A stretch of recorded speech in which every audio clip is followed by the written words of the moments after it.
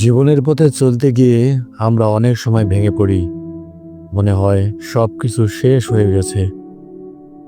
কিন্তু সত্যি কথা হলো, সফলতার ঠিক আগেই সবচেয়ে অন্ধকার সময়টাই আসে। তুমি হয়তো এখন সমস্যার ভিতরে আছো, হয়তো তোমার চেষ্টা কেউ দেখছে না, কিন্তু বিশ্বাস রাখো, তোমার প্রতিটি প্রচেষ্টা একদিন ফল দেবে। তুমি যখন পরিশ্রম করছো, যখন তুমি হাল না ছেড়ে লড়াই করছো, সেই সময়েই তুমি সফলতার সবচেয়ে কাছাকাছি পৌঁছে যাচ্ছ। মানুষ বলে ভাগ্যই সবকিছু নির্ধারণ করে, কিন্তু আমি বলি যে হাল ছাড়ে না, তার ভাগ্য হার মেনে যায়। তোমার স্বপ্ন বড় হলে বাধাও বড় আসবে, কিন্তু মনে রেখো, যে লড়াই বড়, তার জয়ও তত গৌরবময়।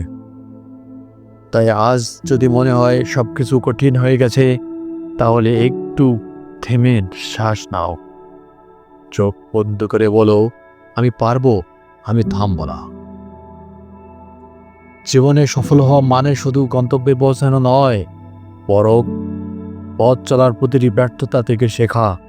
আজ তুমি হেরে গেলে, কিন্তু যদি কাল আবার দাঁড়াও, তাহলে তুমি আসলে জিতছ।